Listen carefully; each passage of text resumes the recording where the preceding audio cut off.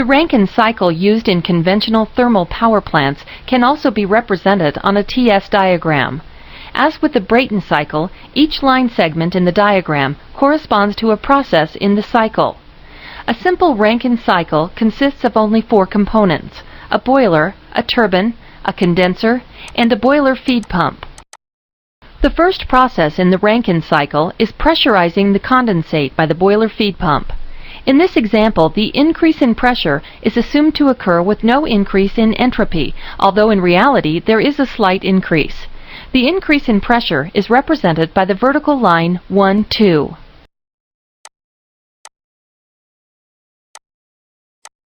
The second Rankine cycle process involves the addition of heat to the water entering the boiler, the conversion of the water from a liquid to steam, and the superheating of the steam. This process is assumed to occur at a constant pressure. This process is represented on the TS diagram by line 2, 3. Line 3, 4 represents the expansion and cooling of the steam as it passes through the turbine. This process is also idealized in that it is assumed that there is no increase in entropy. The last process, represented by line 4-1, is the condensation of the steam exhausted from the turbine. In the process of condensation, a considerable amount of heat is lost. Drag and drop labels for the Rankine cycle TS diagram.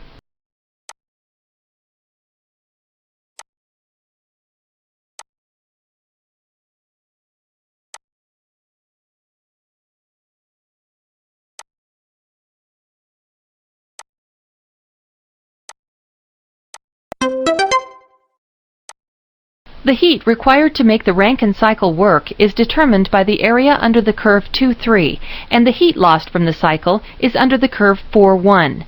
The area between the curves represents the amount of heat converted to useful mechanical energy. The useful mechanical energy is only about 1/3 of the heat required to make the cycle work. Rankine cycle performance can be analyzed by referring to a typical idealized power plant cycle. If the steam pressure at the turbine inlet is 1400 psia and the temperature is 1000 degrees Fahrenheit, then the efficiency of this idealized plant is 41.5%. The efficiency of an actual Rankine cycle plant with the same configuration would be lower. Actual Rankine cycle plants are considerably more complex than the basic cycle. Components such as feedwater heaters and reheaters are added to improve cycle efficiency. While most of the additions to the Rankine cycle improve its efficiency, there are also factors in a real Rankine cycle that tend to make it less efficient. For example, not all of the chemical energy supplied to the boiler from the fuel is absorbed by the steam. Typically, only 85 to 90% of the energy input is absorbed. This means that the boiler is only 85 to 90% efficient. Other inefficiencies may result from the use of auxiliary equipment such as fans and soot blowers. Auxiliary equipment typically uses approximately 5% of the power produced.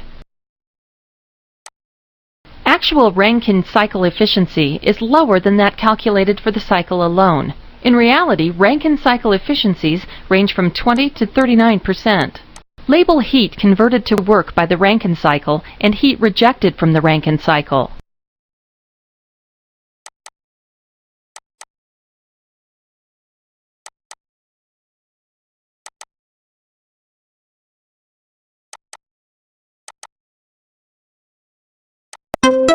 The Rankine cycle in its simplest form consists of which of the following?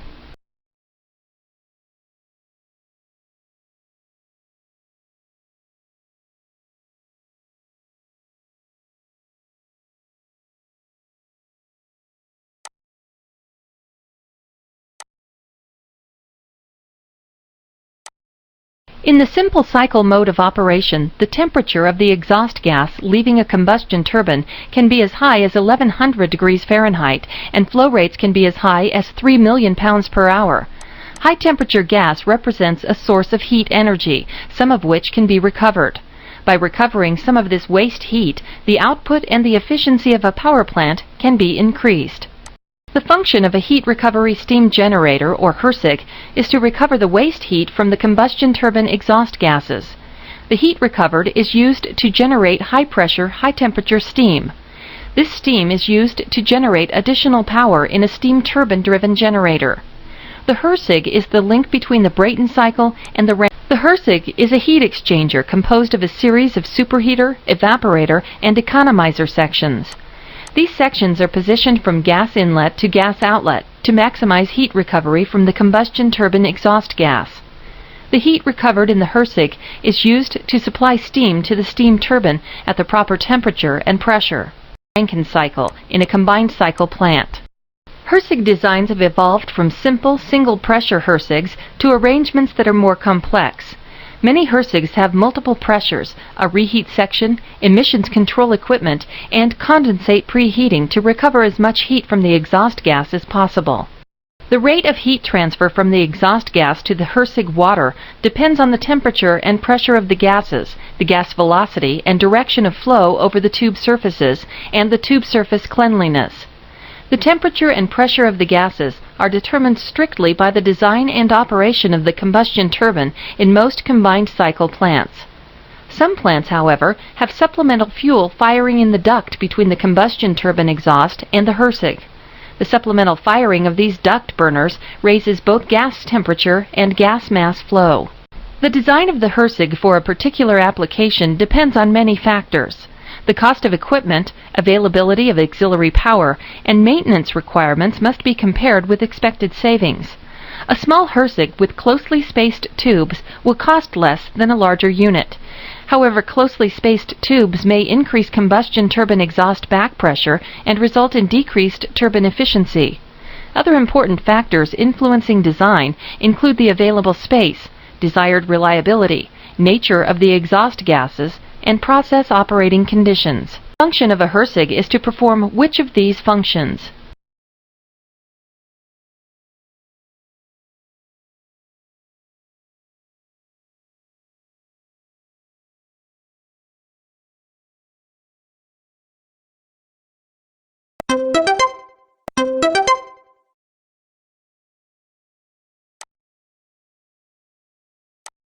Most Hersigs are designed with multiple pressures. Multiple pressures are necessary to recover as much heat from the flue gas as possible due to the nature of heat transfer from the exhaust gas to the water and steam. As the flue gas travels through the Hersig heat transfer sections, its temperature falls as the gas gives up heat to the water and steam in the Hersig tubes. At some point, the gas temperature falls to the same temperature as the saturation temperature of the steam and water in that section of the Hersig. At this point, no further heat transfer can take place. When this situation occurs, the flue gas cannot be cooled further by the heat transfer section.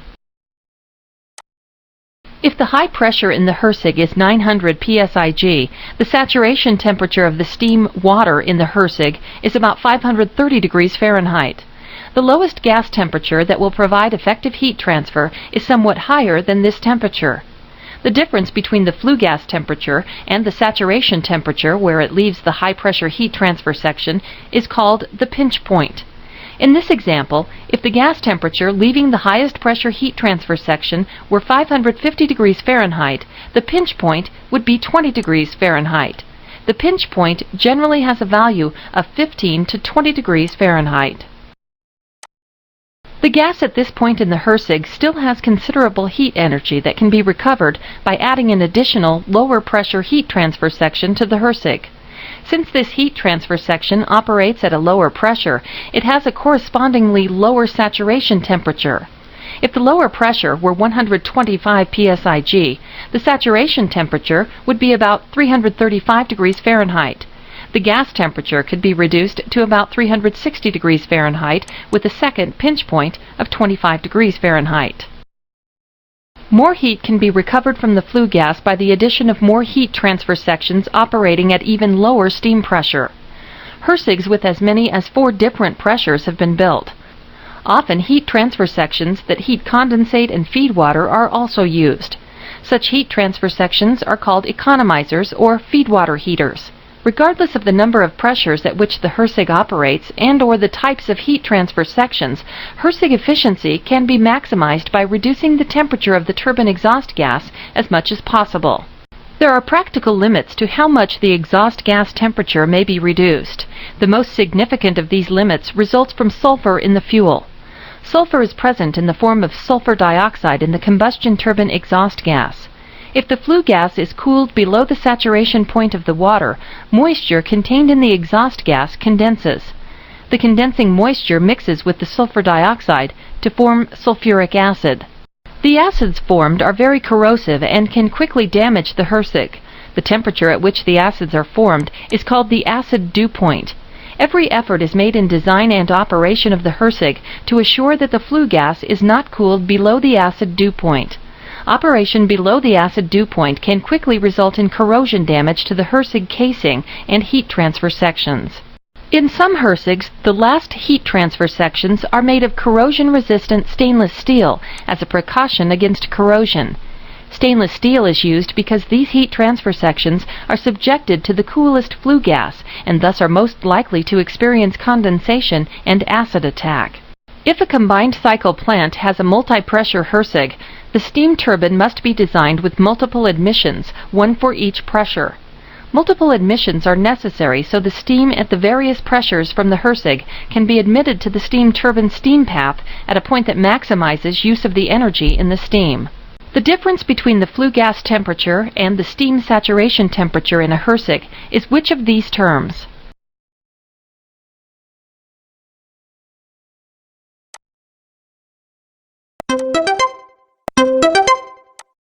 Combined cycle refers to a power plant in which a combustion turbine is integrated with a Rankine cycle unit. The Rankine cycle makes use of the heat remaining in the combustion turbine exhaust gases. Thermodynamically, the combined cycle can be represented by joining the high-temperature Brayton cycle with the moderate pressure and temperature Rankine cycle. This temperature entropy diagram illustrates a combined cycle. The area enclosed by the Rankine cycle is within the area representing the heat rejected from the Brayton cycle. Therefore, the Rankine cycle area represents heat energy converted to useful mechanical energy. This heat would otherwise be rejected to a large portion of the heat lost from the Brayton cycle is used in the Rankine cycle. A much greater fraction of the heat added to the cycle is actually converted to useful mechanical energy in the combined cycle than either the Brayton cycle or the Rankine cycle alone. A large portion of the heat lost from the Brayton cycle is used in the Rankine. The Rankine cycle pressure and temperature are selected to match the temperature of the available combustion turbine exhaust gases. Usually, the Rankine cycle portion of the combined cycle plant operates at lower temperatures and pressures than those used in conventional Rankine cycle plants. The lower pressure and temperature are necessary because the combustion turbine exhaust gas, while very hot, is not nearly as hot as the flue gas entering the convection paths of a conventional fired boiler.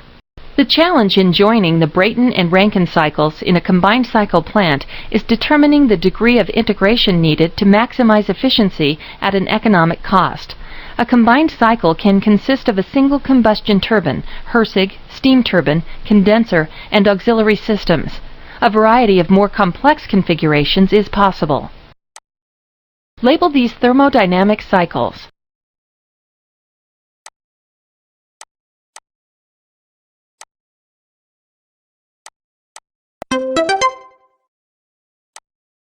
Select the pair of terms which makes this statement correct.